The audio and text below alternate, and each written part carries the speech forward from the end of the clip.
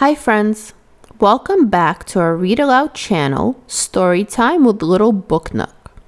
Today's story time will be The Frog Prince Read Aloud. This is the story of the princess and the frog. Let's listen together to Frog Prince full story to find out the surprising ending. If your kids enjoy audiobooks, subscribe for future videos like this. Princess Klara was bored. "I've got nothing to do," she moaned. "Read a story," suggested the queen. "Sort your stamp collection out," said the king. "No, I want somebody to play with, somebody my own age," said the princess. "Well, you're a very lucky girl then," laughed the king. "Prince Karl is coming on Thursday. His mommy and daddy are going away." On Thursday, it was raining. That was a good thing, because Clara and Karl could jump in puddles. Then they climbed the pear tree in the castle gardens and each ate a lovely juicy pear. "I'm glad you came to stay," said Clara. "So am I," said Karl. "At home, I'm hardly allowed to do anything. Mommy and Daddy worry all the time. They think something terrible will happen to me if I get too happy." "Why would they think that?"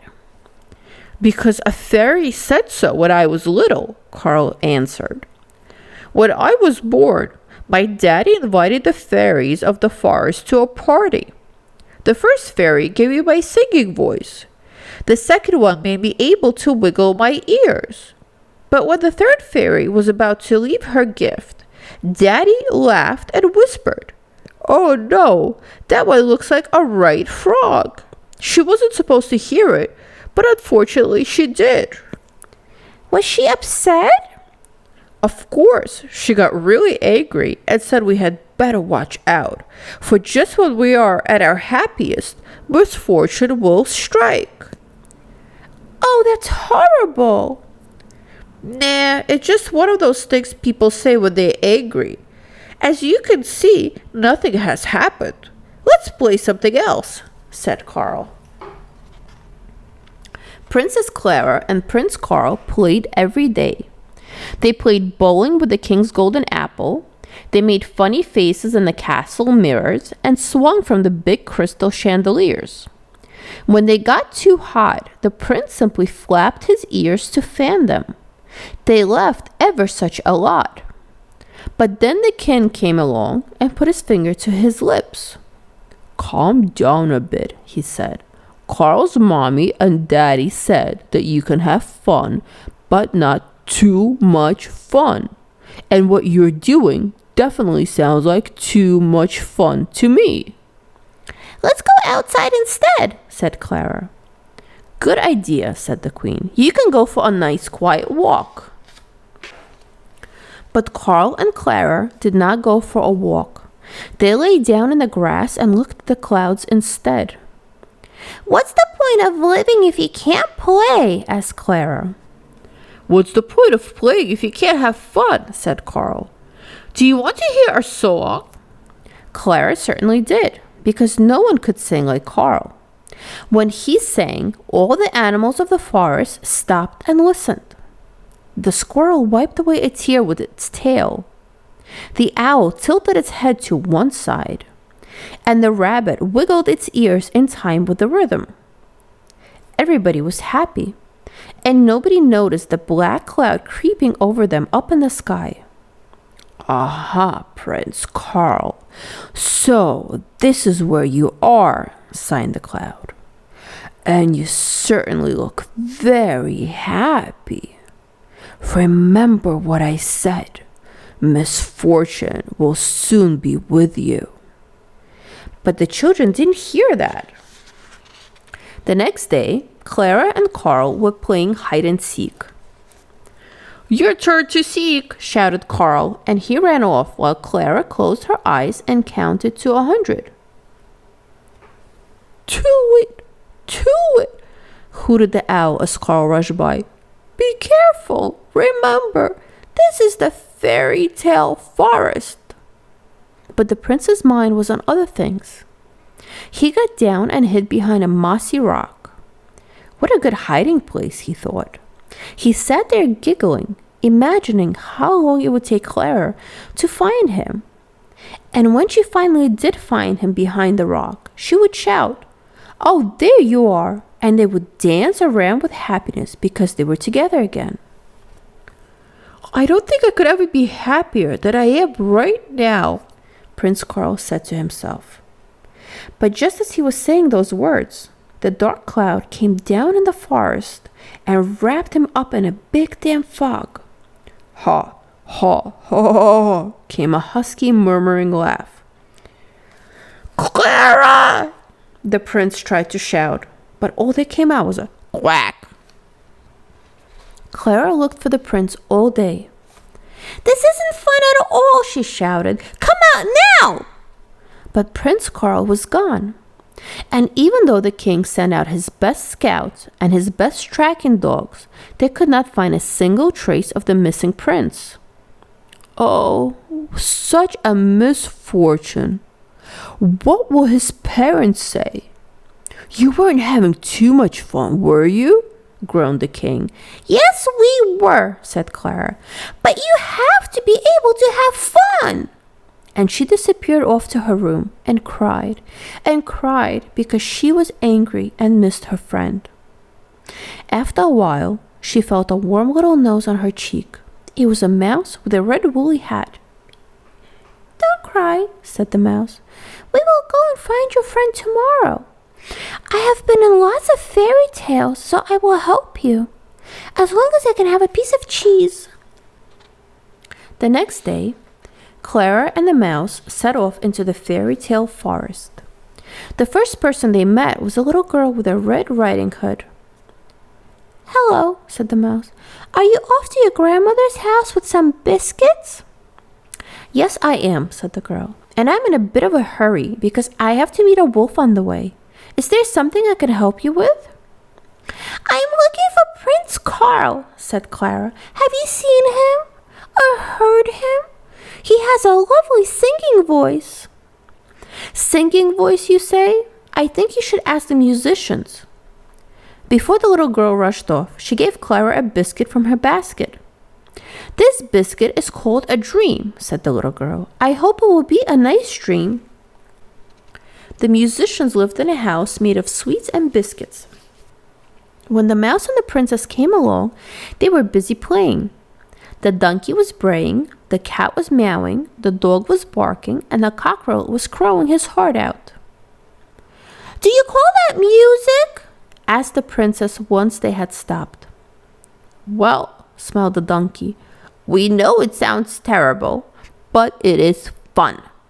And fun is, after all, what's most important. What can we do for you?" "We are looking for Prince Karl. I cannot be happy without him," replied Clara. Can it be true?" crowed the cockerel. "Woof, woof. Would you believe it? She has done it again," said the dog. "What? Who?" wondered the princess. "The wicked fairy," meowed the cat. "Just yesterday, she was flying over our house in the shape of a cloud, meow.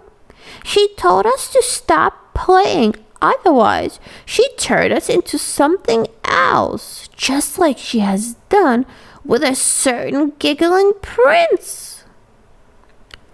"So it is her," said the mouse. "Where is she?" "I haven't a clue," said the donkey. "But ask the hare and the hedgehog. They are sure to know. The way they run around. You can ride on me if you like." The hare and the hedgehog were resting amongst the oak trees. They have been racing. "What can we do for you?" asked the hare. "Would you like to have a race?" "No," said Clara. "We're looking for the wicked fairy. Do you know where she lives?" "When I was out running, I heard someone snoring in the cave by the pond, and no one snores quite as horribly as the wicked fairy. It must have been her," said the hare. "But how will you ever be brave enough to go there?" asked the hedgehog in a scared voice. She can turn you into anything she likes. Maybe while she's sleeping, said the hare. She usually takes a nap, but around this time I'll run over and take a look. And quick as a flash, he was off. The wicked fairy talks in her sleep when she dreams, said the hedgehog. Go and listen, and you might hear something interesting. She's sleeping like a log, puffed the hare, who was already back.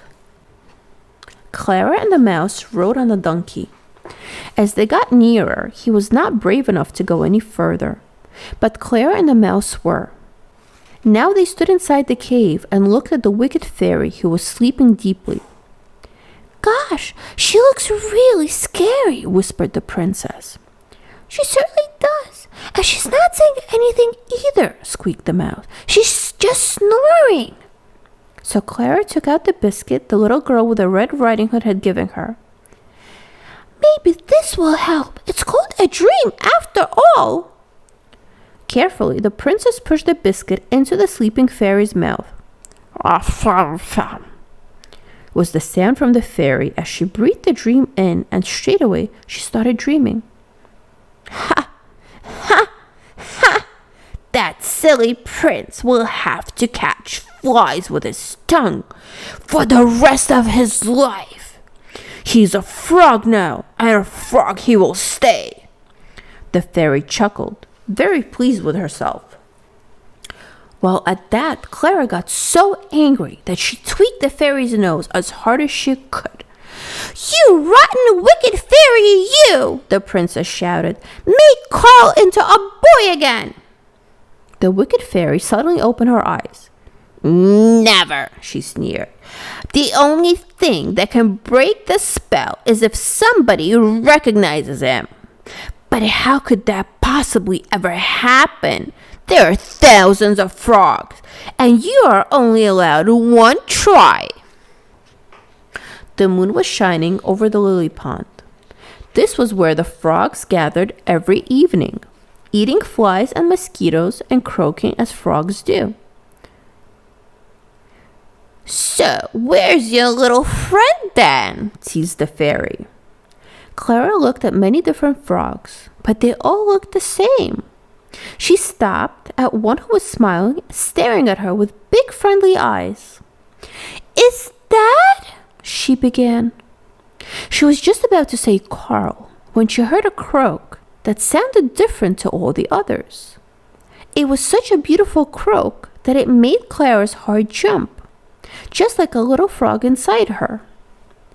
There, on a stone a little way off, a frog sat singing so beautifully that the dragonflies were still and the mosquitoes stopped buzzing.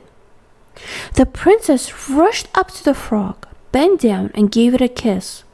Karl! She cried out happily.